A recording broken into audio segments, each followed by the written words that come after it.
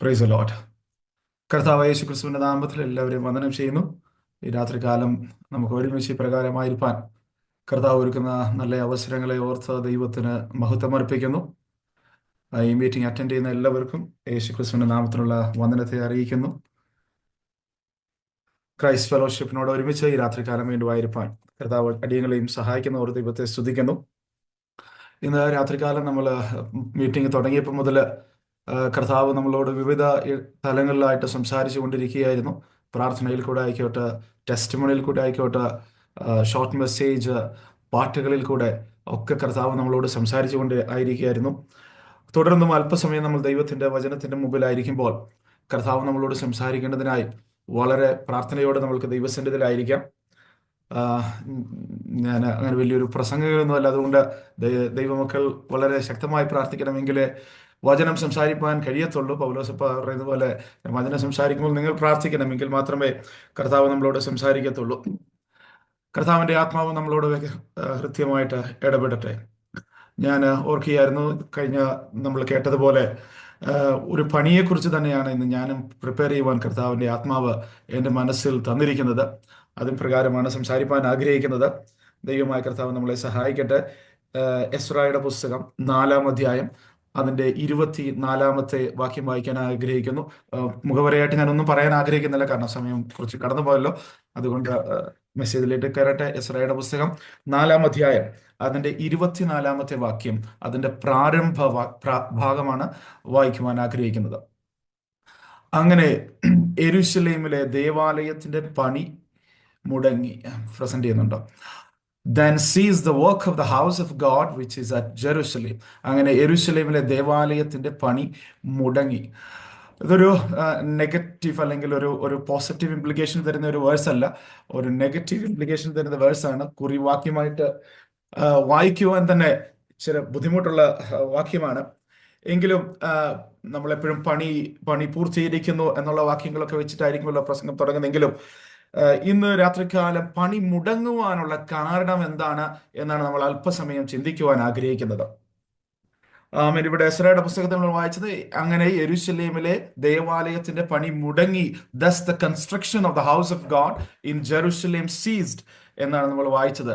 എന്തുകൊണ്ടാണ് ഈ പണി മുടങ്ങുവാൻ കാരണമായത് എന്ന് അല്പസമയം, വളരെ ചുരുങ്ങിയ സമയത്തിൽ ചില പോയിന്റ്സുകൾ, കർത്താവിന്റെ മനസ്സിൽ തന്ന ചില പോയിന്റ്സുകൾ നിങ്ങളുമായിട്ട് വളരെ വേഗത്തിൽ ഷെയർ ചെയ്യാൻ ആഗ്രഹിക്കുന്നു. പ്രാർത്ഥനയോടെ നമ്മൾക്ക് ദൈവസന്നിധിയിലായിരിക്കാം. നമുക്കറിയാം, പഴയ നിയമത്തിൽ ആലയത്തിന് വളരെ പ്രാധാന്യമുണ്ടായിരുന്നു. വർഷിപ്പിന് ആലയം വേണ്ടിയ ഒരു മാൻഡാറ്ററി ആയിട്ടുള്ള ഒരു കാര്യമായിരുന്നു.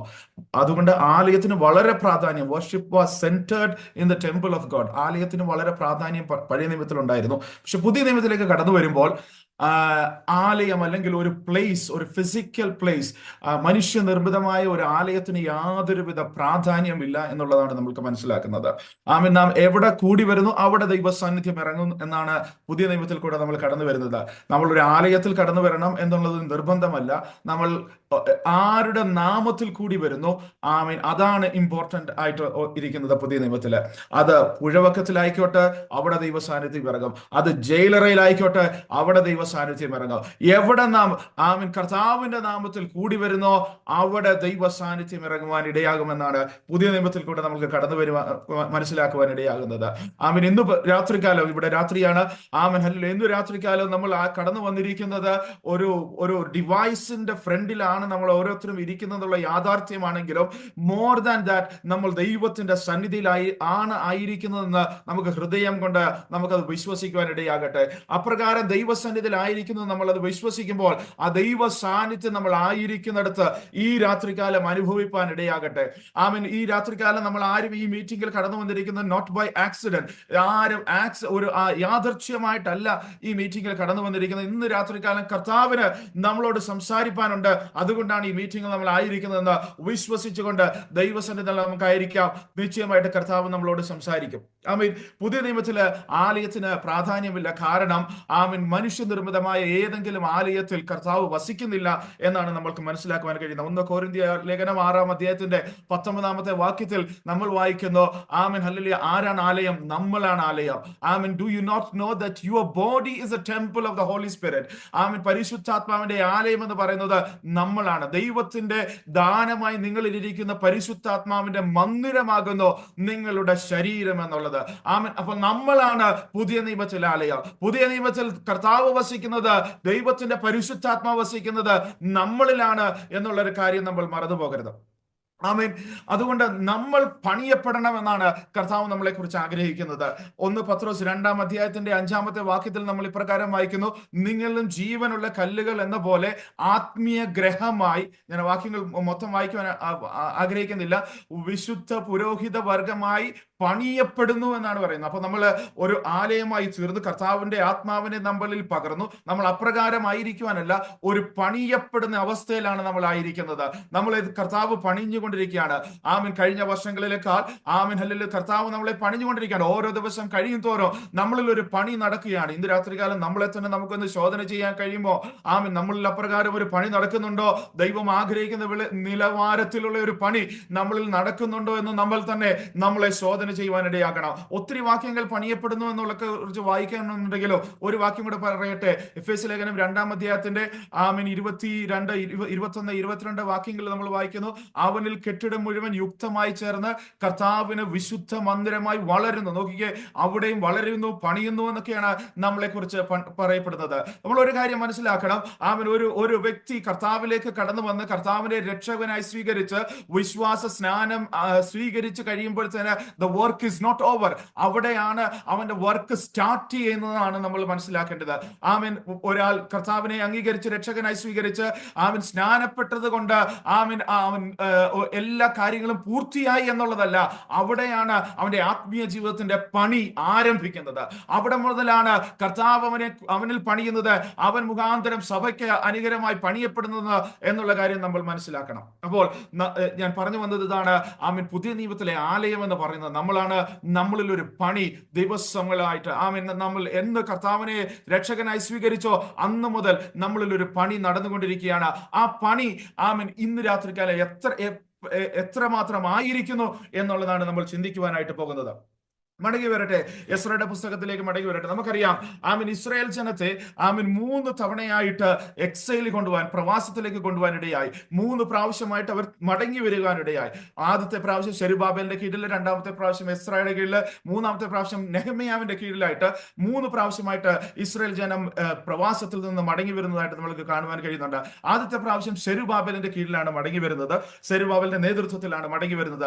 ഈ സെരുബാബേലിന്റെ നേതൃത്വത്തിൽ മടങ്ങി വരുന്ന കഴിയുമ്പോഴാണ് അവർ ആലയത്തിന്റെ പണി ആരംഭിക്കുവാൻ ഇടയാകുന്നത്. ആമീൻ. എസ്രയുടെ പുസ്തകം 1-ാം അധ്യായത്തിന്റെ ആദ്യത്തെ വാക്യങ്ങൾ, 5-ാം വാക്യമൊക്കെ വായിക്കുന്നുണ്ട്, നമ്മൾക്കത് വ്യക്തമായിട്ട് കാണുവാൻ ഇടയാകും. ആമീൻ. ദൈവം അവരുടെ ഹൃദയത്തെ ഉണർത്തി. എന്തിനു വേണ്ടി?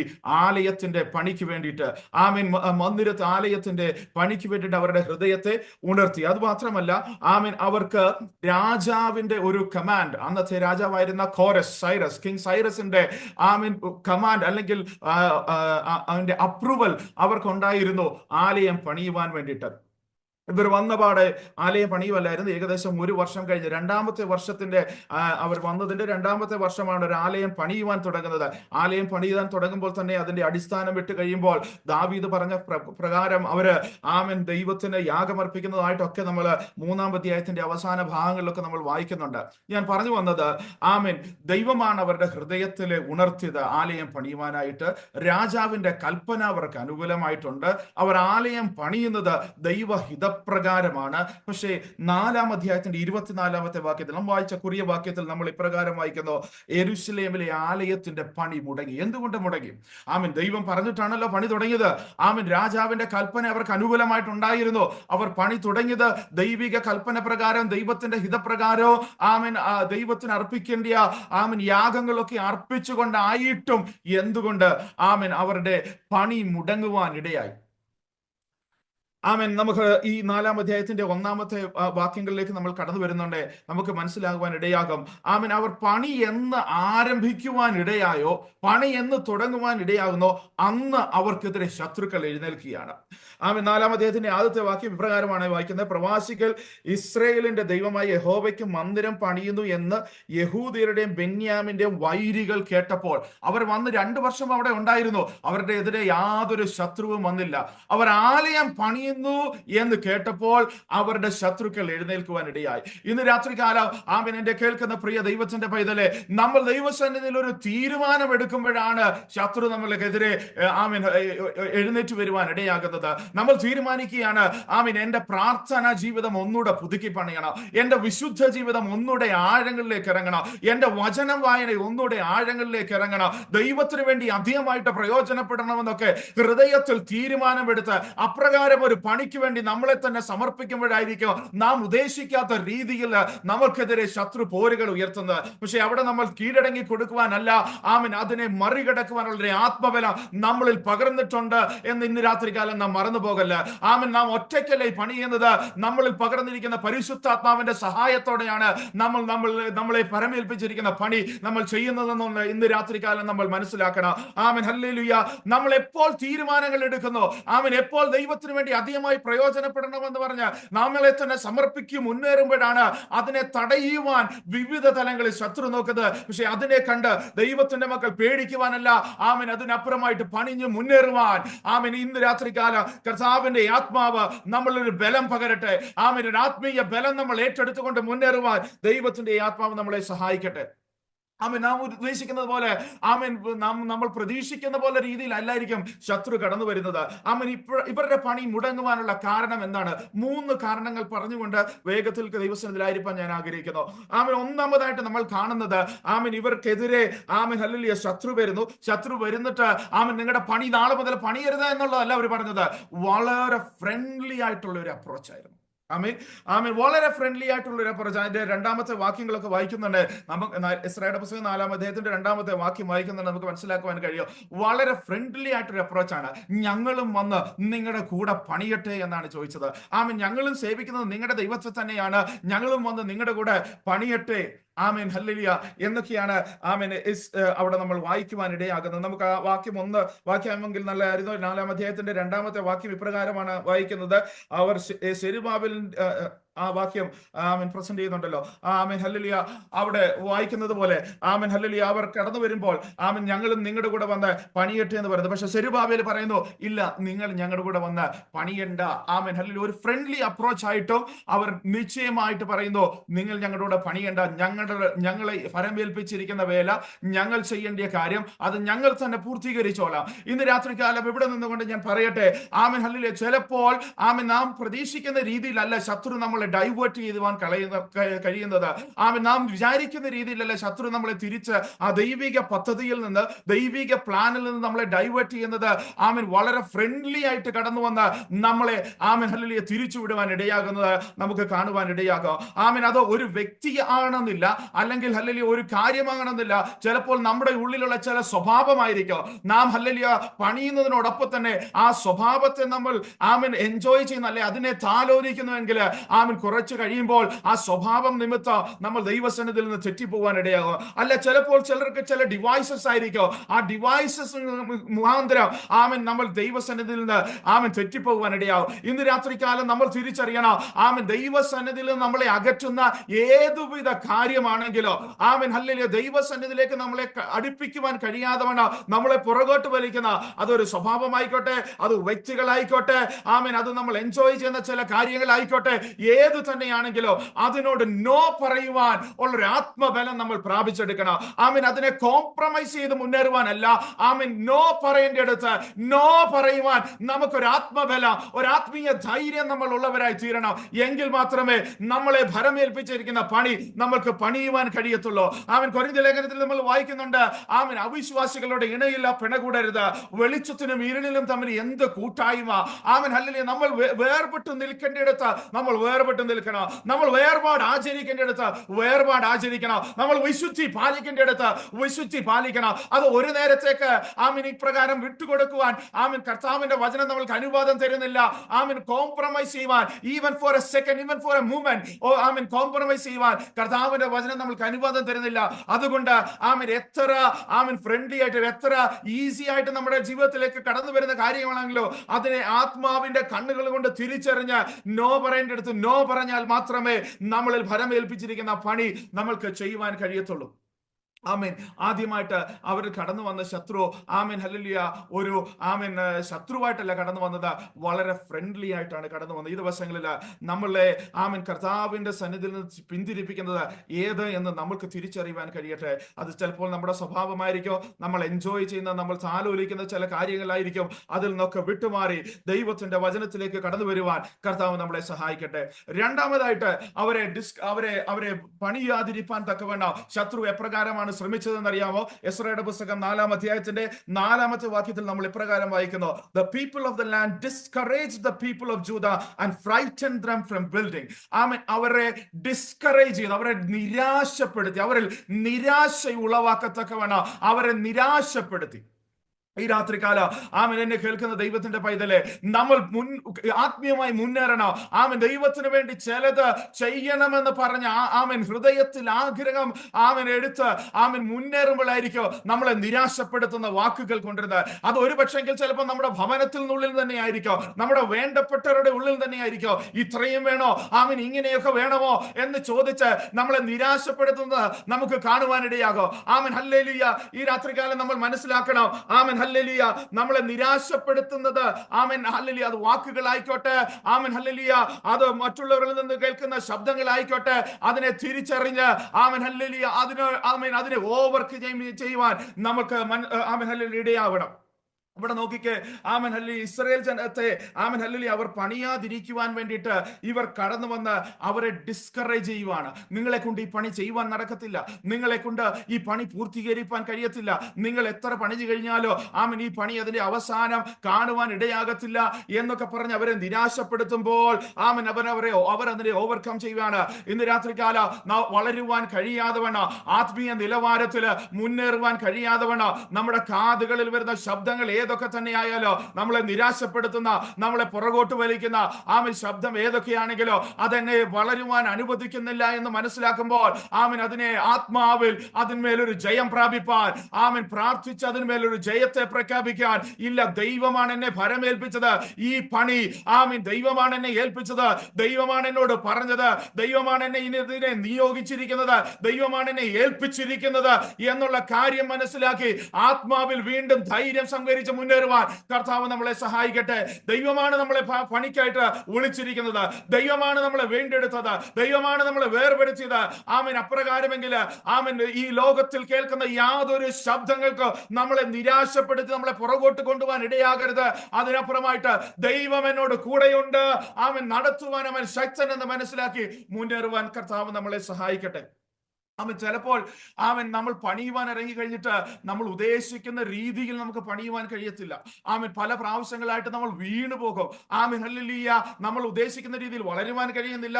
Continuous failure. ഒരു പ്രാവശ്യം ചിലപ്പോൾ നമ്മൾ വീണുപോയി, ആമൻ അടുത്തുള്ള ചില തവണകളും കൂടെ നമ്മൾ വീണു പോവുകയാണെങ്കിൽ നമ്മുടെ ഉള്ളിൽ തന്നെ ഒരു നിരാശ വരും. ഇല്ല, എന്നെ കൊണ്ട് ഇത് നടക്കത്തില്ല, എന്നെ കൊണ്ട് ഇത്രമാത്രം വിശുദ്ധിയിൽ ജീവിപ്പാൻ കഴിയത്തില്ല, എന്നെ കൊണ്ട് ഈ വചനം പറയുന്ന രീതിയിലൊക്കെ എന്നെ കൊണ്ട് ജീവിപ്പാൻ കഴിയത്തില്ല എന്നൊരു ചിന്തകൾ നമ്മൾക്ക് വരും. ആമൻ ഇന്ന് രാത്രികാലം പറയട്ടെ, എത്ര തവണ നമ്മൾ വീണ് കഴിഞ്ഞു കഴിഞ്ഞാലോ ആമൻ നമ്മുടെ പ്രായച്ചിത്തമായിട്ട് നമുക്ക് ഒരിടം മാത്രമേ ഉള്ളൂ, അത് കാൽവരി ക്രൂശാണ്. ആമൻ എത്ര പ്രാവശ്യം നമ്മൾ വീഴുന്നോ അത്രയും പ്രാവശ്യം ആമൻ ആ കാൽവരി ക്രൂശിലെ അടുത്തേക്ക് ചെന്ന് ഒരു പ്രാവശ്യം കൂടെ നമുക്ക് ദൈവസന്നിധിയിൽ നിലവിളിക്കുവാൻ കഴിയട്ടെ. കർത്താവേ, എന്റെ ജീവിതത്തിൽ ഇപ്രകാരം ഒരു വീഴ്ച സംഭവിച്ചു, എന്നോട് ക്ഷമിക്കണമേ, ഒരു പ്രാവശ്യം കൂടെ അവിടുത്തെ രക്തത്താൽ എന്നെ കഴുകണമേ എന്ന് പറഞ്ഞ് വീണ്ടും പണിക്കായിട്ട് നമ്മളെ സമർപ്പിക്കും. സംഭവിക്കുവാനിടയാകട്ടെ. Amen hallelujah. ആമേൻ വീഴ്ചകൾ ആമേൻ നമ്മുടെ ജീവിതത്തിൽ സംഭവിക്കാം. പക്ഷെ വീഴുന്നിടത്ത് നമ്മൾ കിടക്കുവാനല്ല, വീണെടുത്ത് നമ്മൾ കിടക്കുവാനല്ല. ആമേൻ ദൈവവചനം നമ്മുടെ ഉള്ളിൽ സംഭരിച്ചുകൊണ്ട് വീണെടുത്തുനിന്ന് നമ്മൾ എഴുന്നേറ്റ് ആമേൻ ദൈവത്തിന് വേണ്ടി നിലകൊള്ളുവാൻ കർത്താവ് നമ്മളെ സഹായിക്കട്ടെ. Amen hallelujah. നമുക്കായിട്ട് പക്ഷപാതം ചെയ്യുന്ന, നമുക്കായിട്ടൊരു മഹാപുരോഹിതൻ നമുക്ക് വേണ്ടിയിട്ടുണ്ട് എന്നുള്ളൊരു കാര്യം നമ്മൾ മറന്നു പോകരുത്. ആമേൻ അവന്റെ അടുത്തേക്ക് നമ്മൾ ചെല്ലണം. Amen hallelujah. നമ്മളെ ഒരു പ്രാവശ്യം കൂടെ ആ ക്രൂശിന്റെ മുമ്പിൽ നമ്മളെ തന്നെ സമർപ്പിച്ചു കൊടുത്ത ആമേൻ ഹല്ലേലൂയ. കർത്താവേ, ഇപ്രകാരം വീഴ്ചകൾ എന്റെ ജീവിതത്തിൽ സംഭവിച്ചു പോയി. ആമേൻ ഇനിയും അത് സംഭവിക്കാതെ വേണം ഞാൻ എന്നെ തന്നെ സൂക്ഷിക്കാമെന്നുള്ള ഉറച്ച തീരുമാനത്തോടെ ദൈവസന്നിധിയിലേക്ക് നമ്മൾ കടന്നു വരുമെങ്കിൽ ദൈവം നമ്മളിൽ പുതിയ ആത്മാവിനെ പകർന്ന, പുതിയ ആമേൻ ശക്തി പകർന്ന, പുതിയ ബലം പകർന്ന ആമേൻ ഹല്ലേലൂയ നമ്മുടെ മുമ്പിൽ വരുന്ന പ്രതികൂലങ്ങളെ മറികടക്കുവാൻ അവൻ നമുക്ക് ആമേൻ ബലം തരുന്ന ദൈവമാണ്. Amen hallelujah. ഇന്ന് രാത്രികാല ആമേൻ നിരാശപ്പെടുത്തുന്ന വാക്കുകൾ കേട്ട്, ഡിസ്കറേജ് ചെയ്യുന്ന വാക്കുകൾ കേട്ടിട്ട് നമ്മൾ പുറമോട്ട് പോകാനല്ല, നമ്മുടെ വീഴ്ചകൾ തന്നെ നമ്മൾ തന്നെ കണ്ടിട്ട് ആമേൻ നമ്മൾ മനസ്സ് മടുക്കുന്നവരായി തീരുവാനല്ല.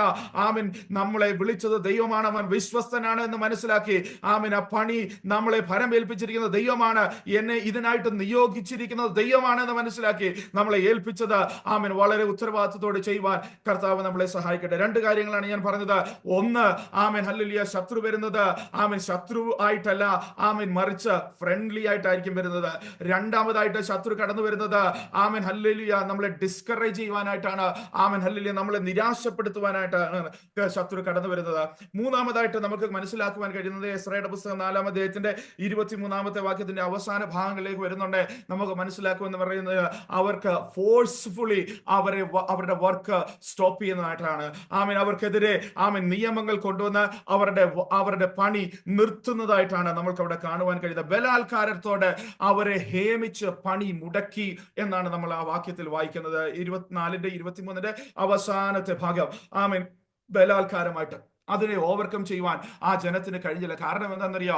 Amen hallelujah. ഈ നിരാശ എന്തായി തീർന്നു? ഒരു ഭയമായി തീർന്നു. ഈ ഡിസ്കറേജ്മെന്റ്, നാളുകൾക്കായിട്ട് കേട്ടുകൊണ്ടിരുന്ന ഡിസ്കറേജ്മെന്റ് അവരുടെ ഉള്ളിൽ ഒരു ഭയത്തെ ഉളവാക്കി. ആമേൻ അതോടൊപ്പം തന്നെ രാജാവിന്റെ കൽപ്പനയും അവർക്ക് എതിരായിട്ട് വന്നുകൊണ്ട് ഈ ബലാത്കാരത്തോടെ ഉള്ള ഈ രേഖ ആമേൻ ഹല്ലേലൂയ അവർക്ക് അതിനെ ഓവർകം ചെയ്യാതെ പണി മുടങ്ങി പോകാൻ ഇടയായി. Amen hallelujah. നമ്മളെ ഹല്ലേലൂയ നിരാശ വരുന്നുണ്ട്, അതിനെ മറികടക്കുവാൻ നമുക്ക് കഴിയണം. Amen hallelujah. ഈ മൂന്നാമത്തെ പ്രാവശ്യം, മൂന്നാമത്തെ ഫോഴ്സ്ഫുള്ളി അവർക്കെതിരെ വന്ന ആ കൽപ്പന അവർക്ക് മറികടക്കുവാൻ കഴിഞ്ഞില്ല. അവർക്കെതിരെ വന്ന ആ കൽപ്പന മറികടക്കുവാൻ കഴിഞ്ഞില്ല. പക്ഷെ ദാനിയേലിന്റെ ജീവിതം നമ്മൾ നോക്കിക്കേ. ആമേൻ ദാനിയേലിനെതിരെ കൽപ്പന വന്നപ്പോഴോ ദാനിയേൽ അതിനെ ഓവർകം ചെയ്ത് വീണ്ടും പ്രാർത്ഥനയിൽ തന്നെ മുന്നേറുവാൻ ഇടയായി. ആമേൻ കൽപ്പന പുറപ്പെട്ടു എന്ന് പറഞ്ഞുകൊണ്ട് ദാനിയേൽ തന്റെ പ്രാർത്ഥന നിർത്തിയില്ല. ദാനിയേൽ അവിടെ വീണ്ടും പ്രാർത്ഥന തുടരുന്നതായിട്ട് നമ്മൾക്ക് കാണുവാൻ കഴിയുന്നത്. പക്ഷെ ഇവിടെ ജനത്തിന് എന്ത് സംഭവിച്ചോ? കൽപ്പന അവർക്ക് എതിരായിട്ട് വന്നപ്പോഴത്തേന് അവർ പണി മുടക്കുവാനിടയായി. ഒരു പക്ഷെങ്കിൽ നമ്മൾക്കെതിരെ കൽപ്പനകൾ പുറപ്പെടും. Amen hallelujah. അത് നമ്മുടെ സമൂഹത്തിൽ നിന്നായിക്കോട്ടെ, ആമേൻ അത് നമ്മൾ ആയിരിക്കുന്ന സ്ഥിതികളിൽ നിന്നായിക്കോട്ടെ, ഒക്കെ നമ്മൾക്കെതിരെ കൽപ്പന പുറപ്പെടുമോ? ആമേൻ അത് കണ്ട് നമ്മൾ പേടിച്ച് പണി മുടക്കുവാനല്ല, പണിയിൽ നിന്ന് പിന്തിരിയുവാനല്ല. ആമേൻ കൽപ്പന പുറപ്പെട്ടാലോ, നമ്മൾക്കെതിരെ കൽപ്പനകൾ വന്നു കഴിഞ്ഞാലോ അതിനെ ഹല്ലേലൂയ മറികടന്ന് നമ്മളിൽ ഭരമേൽപ്പിച്ചിരിക്കുന്ന പണി ചെയ്യുവാനുള്ള ഒരു ആത്മീയ കരുത്ത് നമ്മൾക്ക് ഉണ്ടാകണം. എന്താണ് ഇവിടെ സംഭവിച്ചത്? 3 കാര്യങ്ങൾ ഞങ്ങൾ പറഞ്ഞു. ആമേൻ ഇതോടുകൂടെ പണി നിന്നുപോയി, ആലയത്തിന്റെ പണി നിന്നുപോയി. എത്ര വർഷമാണ് ആലയത്തിന്റെ പണി നിന്നുപോയെന്നറിയാവോ? 1-2 വർഷമല്ല, നീണ്ട 18 വർഷക്കാലമാണ് പണി നിന്നുപോകാൻ ഇടയായത്. ആമേൻ. ദൈവം നമ്മളെ ഭരമേൽപ്പിച്ചത് അതിന്റെ സീരിയസ്നെസ്സിനോട് നമ്മൾ കൈകാര്യം ചെയ്തില്ലെങ്കിൽ, ആമേൻ ദൈവം നമ്മളെ ഏൽപ്പിച്ചതിന് അതിന്റെ ആമേൻ ആ വെയിറ്റേജോടെ നമ്മൾ അതിനെ കാണുന്നില്ലെങ്കിൽ, അതിന്റെ ഉത്തരവാദിത്വ ബോധത്തോടെ നമ്മൾ അതിനെ കൈകാര്യം ചെയ്യുന്നില്ലെങ്കിൽ നമ്മുടെ ജീവിതത്തിൽ ഇപ്രകാരം സംഭവിക്കാനിടയോ? നീണ്ട 18 വർഷക്കാലത്തേക്ക് ആ പണി മുടങ്ങുവാൻ ഇടയാകുന്നതായിട്ടാണ് നമുക്ക് ആമേൻ ഹല്ലേലൂയ എസ്രായുടെ പുസ്തകത്തിൽ നിന്ന് നമുക്ക് കാണുവാൻ കഴിയുന്നത്. ഈ 18 വർഷക്കാലം കഴിഞ്ഞപ്പോഴത്തേന്, 18 വർഷം ആകുമ്പോഴത്തേന് ജനത്തിന്റെ ഉള്ളിൽ നിന്ന് ഈ ആലയം എന്നുള്ള കാര്യം തന്നെ അവരുടെ ഉള്ളിൽ നിന്ന് കടന്നുപോയി, മറന്നുപോയി. ആമേൻ അവർക്കിപ്പോ ആലയമല്ല പ്രധാനം. ആമേൻ അവർക്ക് ആമേൻ അവരുടെ സ്വന്തമായ കാര്യങ്ങളാണ് അവർക്ക് പ്രാധാന്യം എന്ന് പറയുന്നത്. ദൈവം നമ്മളെ ഏൽപ്പിച്ച ആ ദൗത്യത്തിൽ നിന്ന് നമ്മൾ പിൻവാങ്ങി പോയി കഴിഞ്ഞു കഴിഞ്ഞാൽ പിന്നെ നമ്മളുടെ ആത്മീയ തീഷ്ണത മങ്ങിപ്പോകാനിടയാവും. നമ്മൾ കത്തിയിരിക്കുന്ന ആത്മീയ ഫയർ ഉണ്ടല്ലോ, അത് മങ്ങിപ്പോകാനിടയാവും. ആത്മീയ സീൽ ഉണ്ടല്ലോ, അത് ഇല്ലാതായി പോകാനിടയാവും. അത് നാൾക്ക് നാൾ അത് ഡെമിനിഷ് ചെയ്യുവാനിടയായി തീരും. അതിനെ തിരിച്ചു കൊണ്ടുവരിക എന്നുള്ളത് വളരെ ബുദ്ധിമുട്ടായിട്ട് വരും. അതുകൊണ്ട് ദൈവം നമ്മളെ നിയോഗിച്ചിരിക്കുന്ന ആ വേല അത് ദൈവമാണ് നിയോഗിച്ചിരിക്കുന്നത് എന്ന് മനസ്സിലാക്കി അതിന് കൊടുക്കേണ്ട സീരിയസ്നെസ് കൊടുത്ത് മുന്നേറിയാൽ മാത്രമേ ദൈവമേ നമുക്ക് ദൈവിക വേലയിൽ മുന്നേറുവാൻ കഴിയത്തുള്ളൂ. അല്ലെങ്കിൽ നമ്മുടെ അവസ്ഥ ഒരു പൊത്തൂരത്തെ അവസ്ഥയിലേക്ക് നമ്മൾ ആയിത്തീരുവാൻ ഇടയാകും. നമ്മൾ ശേഷം മനുഷ്യരെ പോലെ നമ്മൾ ആയിത്തീരുവാൻ ഇടയാകും എന്നുള്ള കാര്യം നമ്മൾ മറന്നു പോകരുത്. ഇപ്പോൾ ജനത്തിന്റെ സ്ഥിതി എന്താണെന്നറിയാമോ? അവരെ ആലയമെല്ലാം മറന്നുപോയി. അവർക്ക് ആലയം പണിയണം എന്നുള്ള ചിന്തയെ അവരുടെ കയ്യിലില്ല. അവരുടെ ഫോക്കസ് ഇപ്പൊ എവിടെയാ തീർന്നെന്നറിയാമോ? അവരുടെ വീടുകൾ പണിയുക, അവരുടെ കാര്യങ്ങൾ, മെറ്റീരിയൽ ബെനിഫിറ്റ്സിലേക്ക് അവരുടെ ചിന്ത മുഴുവൻ തിരിഞ്ഞു പോകുവാൻ ഇടയാകും. ആമേൻ. ഇന്ന് രാത്രികാലം നമ്മളെ തന്നെ ഒന്ന് ചിന്തിച്ച് നമ്മുടെ ചിന്തകൾ എന്താണ്? നാളെ ഞാൻ എപ്രകാരമായി തീരും? അല്ലെങ്കിൽ ഹല്ലേലൂയ കുറച്ച് വർഷങ്ങൾ കഴിയുമ്പോൾ എന്റെ സ്ഥിതി ഇപ്രകാരമായി തീരും. ആമേൻ. എന്റെ കരിയർ എപ്രായി തീരും? ഇതൊക്കെയാണോ നമ്മളെ അലട്ടുന്നത്? ആമേൻ. ഇതൊക്കെയാണോ നമ്മുടെ ചിന്തകൾ ദിനം തോറും നമ്മൾ അലട്ടിക്കൊണ്ടിരിക്കുന്നത്? എങ്കിൽ ഹല്ലേലൂയ നമ്മൾ തിരിച്ചു വരേണ്ടത് സമയമായിരിക്കുന്നു. ആമേൻ. ഈ ലോകത്തിലെ യാതൊരുവിധ കാര്യങ്ങളെ കുറിച്ച് നമ്മൾ ആംഗ്വിഷ് ആകേണ്ട കാര്യമില്ല. നമ്മൾ വ്യാകുലപ്പെടേണ്ട കാര്യമില്ല. കാരണം നമ്മൾക്ക് വേണ്ടി കരുതുന്ന ഒരു കർത്താവ് നമ്മൾക്കുള്ളത്. നാളെയെ കുറിച്ച് നമ്മൾ വ്യാകുലപ്പെടേണ്ട കാര്യമില്ല. നാളെ എന്തായി തീരുമെന്നുള്ളതിനെ കുറിച്ച് നമ്മൾ ഹല്ലേലൂയ ആമേൻ ഭീതിയുള്ളവരായി തീരേണ്ട കാര്യമില്ല. ആമേൻ ഹല്ലേലൂയ അതൊക്കെ ദൈവം നമ്മൾക്ക് വേണ്ടി കരുതുമെന്നുള്ളൊരു ഉറപ്പ് നമ്മുടെ ജീവിതത്തിൽ ഉണ്ടായിരിക്കണം. Amen hallelujah. ഈ ആലയത്തിൽ നിന്നുള്ള പണിയുടെ അവരിൽ നിന്ന് പോയിട്ട് അവരിപ്പോൾ ഹല്ലേലൂയ അവരുടെ പണികൾ, അവരുടെ വീടുകൾ, അവരുടെ ഹല്ലേലൂയ സന്തോഷങ്ങൾ, അവരുടെ കംഫോർട്ട് സോണുകൾ ഉയർത്തുന്നതിലാണ് അവർ കൂടുതൽ താല്പര്യം കാണിക്കുന്നത്. ഹഗായിയുടെ പ്രവചനം 1-ാം അധ്യായത്തിന്റെ 4-ാമത്തെ വാക്യങ്ങൾ വായിക്കുന്നുണ്ട്. ആമേൻ. ഹഗ്ഗായി കൂടെ ദൈവത്തിന്റെ ആത്മാവ് ജനത്തോട് സംസാരിക്കുകയാണ്. യഹോവയുടെ ആലയം പണിയുവാനുള്ള കാലം വന്നിട്ടില്ല എന്ന് ഈ ജനം പറയുന്നുവല്ലോ. നോക്കിക്കേ, ഹഗായിയുടെ പ്രവചനത്തിൽ കൂടെ ദൈവത്തിന്റെ ആത്മാവ് ജനത്തോട് സംസാരിക്കുകയാണ്. യഹോവയുടെ ആലയം പണിയുവാനുള്ള കാലം വന്നിട്ടില്ല എന്ന് ഈ ജനം പറയുന്നു. 4-ാം വാക്യത്തിലേക്ക് കടന്നു വരുന്നുണ്ട്. നിങ്ങൾ തട്ടിട്ട വീടുകളിൽ പാർപ്പാൻ കാലമായോ? Amen hallelujah. എന്നിട്ട് 5-ാം വാക്യത്തിൽ ദൈവം അവരോട് പറയുകയാണ്, നിങ്ങളുടെ വഴികളെ വിചാരിച്ചു നോക്കുവീൻ. ഇന്ന് രാത്രികാല നമ്മൾ എന്താണ് ചെയ്യുന്നത്? നമ്മുടെ കംഫോർട്ട് സോണിന് വേണ്ടിയിട്ടാണോ നമ്മൾ അധ്വാനിക്കുന്നത്? അതിനു വേണ്ടിയിട്ടാണോ നമ്മുടെ പ്രയോറിറ്റി? അതാണോ നമ്മുടെ പ്രയോറിറ്റി? ആമീൻ. നാളുകളിൽ നമ്മൾ എന്തായി തീരുമെന്നുള്ളത് ഭൗതിക നിലകളിൽ നമ്മുടെ കരിയർ ലെവലിലൊക്കെ എന്തായി തീരും എന്നുള്ളതാണോ നമ്മുടെ പ്രയോറിറ്റി? ആമീൻ. ഈ രാത്രികാലം മടങ്ങി വരുവാൻ നമുക്ക് സമയമായി. ആമീൻ ഹല്ലേലൂയ. കർത്താവിന്റെ വേല ചെയ്യുവാൻ, കർത്താവ് നമ്മളെ ഏൽപ്പിച്ചിരിക്കുന്നത് ചെയ്യുവാൻ സമയമായി എന്നുള്ള കാര്യം നമ്മൾ മറന്നു പോകരുത്. ഇവിടെ ജനത്തിന് സംബന്ധിച്ചത് they are no more concerned about building the temple, rather they are focused about their comfort. അവരുടെ കംഫോർട്ടാണ് അവരുടെ ഫോക്കസ് എന്ന് പറയുന്നത്. ആമേൻ. ഇത് എന്തുകൊണ്ട് ഇത് സംഭവിച്ചെന്നറിയാമോ? പണി ഒരിക്കൽ വന്നു, പക്ഷെങ്കിൽ അവർക്ക് വന്ന പ്രതികൂലങ്ങളിൽ അവർക്ക് പിടിച്ചു നിൽപ്പാൻ കഴിയാതെ വണ്ണം പണി മുടങ്ങിപ്പോയത് കൊണ്ട്, ആമേൻ പണി ലാപ്സായി പോയത് കൊണ്ട് അവരിൽ കത്തിയ ആത്മീയ കത്തൽ നാൾക്ക് നാൾ അത് ഡിമിനിഷ് ചെയ്യുവാൻ ഇടയായി. ഇപ്രകാരം നമ്മുടെ ജീവിതത്തിൽ സംഭവിപ്പാൻ ഇടയാകരുത്.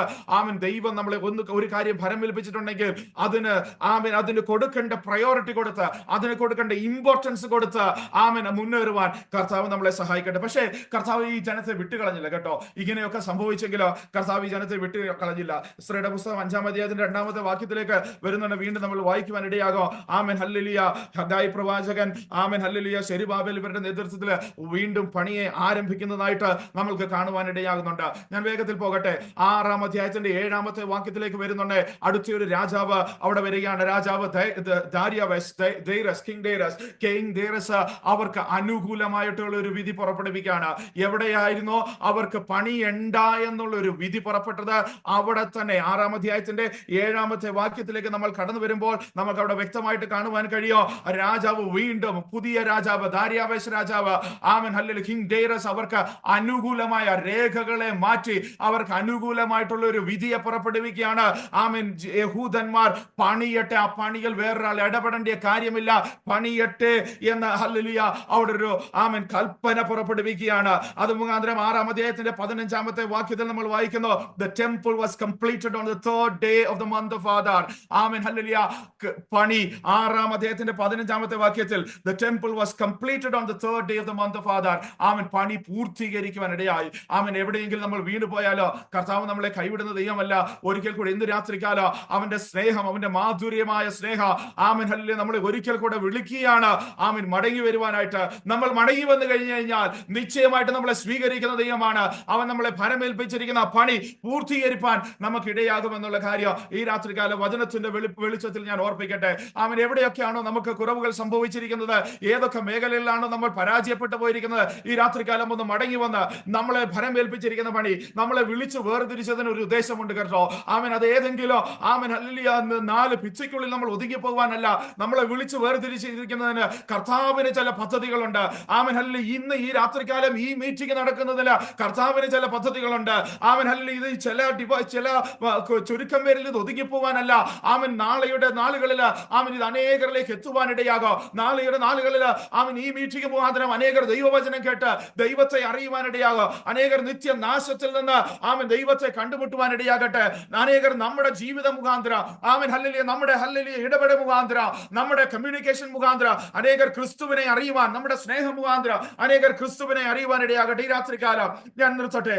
Amen hallelujah. നമ്മളെ തന്നെ ഒരു പ്രാവശ്യം ഒന്ന് സമർപ്പിച്ച് കൊടുക്കാമോ? ദൈവവചനത്തിന് മുമ്പിൽ നമ്മളെ ഒന്ന് സമർപ്പിക്കാമോ? ദൈവം നമ്മളെ ഭരമേൽപ്പിച്ചിരിക്കുന്ന ആ പണി എവിടെങ്കിലും മുടങ്ങിപ്പോയിട്ടുണ്ടോ? Amen hallelujah. ഏതെങ്കിലും നിരാശപ്പെടുന്ന വാക്കുകളുടെ മുമ്പിൽ നമ്മൾ വേണ്ട എന്ന് പറഞ്ഞ് പിന്മാറി നിൽക്കുകയാണോ? Amen hallelujah. നമ്മൾ ദൈവഹിതമില്ലാത്ത എന്തെങ്കിലും കാര്യങ്ങൾ നമ്മൾ താലോലിച്ചു കൊണ്ട് നടക്കുന്നുണ്ടോ?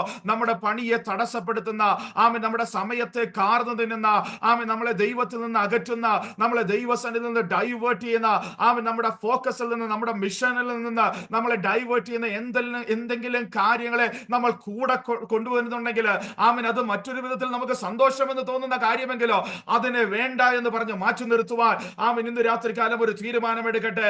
ആമേൻ ഏതെങ്കിലും നിരാശപ്പെടുത്തുന്ന വാക്കുകൾ നമ്മൾ കേൾക്കുന്നുണ്ടെങ്കിൽ ആമേൻ അതിനെ ആമേൻ ഓവർകം ചെയ്യുവാനുള്ള ആത്മബല കർത്താവ് ഈ രാത്രികാലം നമ്മൾ പകരട്ടെ.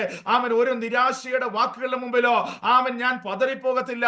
ആമേൻ ഏലിയാവിനെ പോലെ ആമേൻ മതി കർത്താവേ എന്ന് പറയുവാനല്ല ദൈവം നമ്മളെ വിളിച്ചിരിക്കുന്നത്. Amen hallelujah. ദൈവം എന്നെ വിളിച്ചിരിക്കുന്ന വേലയിൽ ഞാൻ മുന്നേറുമെന്ന് ആമേൻ ഉറപ്പോടെ പറഞ്ഞുകൊണ്ട് മുന്നേറുവാൻ കർത്താവ് ഈ രാത്രികാലം ബലത്തെ നൽകട്ടെ. ആമേൻ രേഖകൾ നമുക്ക് എതിരായി വന്നു കഴിഞ്ഞാലോ ഈ രാത്രികാലം ഞാൻ പറയട്ടെ, ആമേൻ അതിനെ അനുകൂലമാക്കുവാൻ ശക്തിയുള്ള ഒരു ദൈവത്തെയാണ് നാം സേവിക്കുന്നത് എന്നുള്ള കാര്യം മറന്നു പോകരുത്. ആമേൻ ഒരു രാജാവ് രേഖ എതിരായി കൊണ്ടുവന്നു കഴിഞ്ഞാലോ ആമേൻ ഹല്ലേലൂയ അതിനെ തിരുത്തി ആമേൻ ഹല്ലേലൂയ അനുകൂലമായ രേഖകളെ കൊണ്ടുവരുവാൻ കർത്താവ് വിശ്വസ്തനായ ദൈവമാണ്. നാം ഉറപ്പോടെ നിൽക്കുമെങ്കിൽ, നാം ധൈര്യത്തോടെ നിൽക്കുമെങ്കിൽ, നാം പ്രമാണത്തിന് വേണ്ടി നിൽക്കുമെങ്കിൽ, നാം വചനത്തിന് വേണ്ടി നിൽക്കുമെങ്കിൽ, നാം വിശുദ്ധിയോടെ നിൽക്കുമെങ്കിൽ, ദൈവം നമ്മളെ ഭരമേൽപ്പിച്ച ആ ദൗത്യത്തിന് വേണ്ടി നമ്മളെ തന്നെ സമർപ്പിച്ച് നാം നിൽക്കുമെങ്കിൽ നിശ്ചയമായിട്ട് ദൈവം നമുക്ക് വേണ്ടി പ്രവർത്തിക്കുന്ന ദൈവമായി ഈ രാത്രികാല കർത്താവ് നമ്മളെ അതിനായിട്ട് ഒരുക്കട്ടെ. ഒരു നിമിഷം നമുക്ക് പ്രാർത്ഥിക്കാം. കർത്താവേ, ഞങ്ങൾ അങ്ങയുടെ കരങ്ങളിലേക്ക് ഈ രാത്രികാലം സമർപ്പിക്കുന്ന കർത്താവേ, ആമേൻ രാത്രികാലം അതിൽ കൂടെ ഞങ്ങളോട് സംസാരിച്ചതോർത്ത് ദൈവത്തെ ഞങ്ങൾ സ്തുതിക്കുന്ന കർത്താവേ, ആമേൻ എവിടെയൊക്കെയാണോ ഞങ്ങൾ കുറവുകൾ സംഭവിച്ചു പോയിരിക്കുന്നത് ഞങ്ങൾ ഒരു പ്രാവശ്യം കൂടെ സമർപ്പിക്കുന്നു. ആ ക്രൂശിന്റെ ചുവടിലേക്ക് ഞങ്ങൾ കടന്നു വരുന്ന കർത്താവേ, ഒരു പ്രാവശ്യം കൂടെ ഞങ്ങളെ കഴുകണേ, ഞങ്ങളെ ശുദ്ധീകരിക്കണം. അങ്ങ് ഞങ്ങളെ ഭരമേൽപ്പിച്ചിരിക്കുന്ന ആ വേല വളരെ ഉത്തരവാദിത്വത്തോടെ ചെയ്യുവാൻ അങ്ങ് ഞങ്ങളെ ഏൽപ്പിച്ചിരിക്കുന്ന ആ മിഷൻ ആമേൻ അത് വളരെ ഉത്തരവാദിത്വത്തോടെ ചെയ്യുവാനുള്ള കൃപ കർത്താവ് ഞങ്ങൾക്ക് ഇവിടെ തരണേന്ന് ദൈവത്തോടെ ഞങ്ങൾ പ്രാർത്ഥിക്കുന്നു. കർത്താവേ, ദൈവകരങ്ങളിലേക്ക് സമർപ്പിക്കുന്നു യേശുവിന്റെ നാമത്തിൽ തന്നെ. ആമേൻ. പ്രകാരം സമയം അനുവദിച്ചെന്ന് എല്ലാവർക്കും യേശു ക്രിസ്തുവിന്റെ നാമത്തിലുള്ള നന്ദി അർപ്പിക്കുന്നു. കർത്താവ് വചനങ്ങളാൽ എല്ലാവരെയും അനുഗ്രഹിക്കുമാറാകട്ടെ.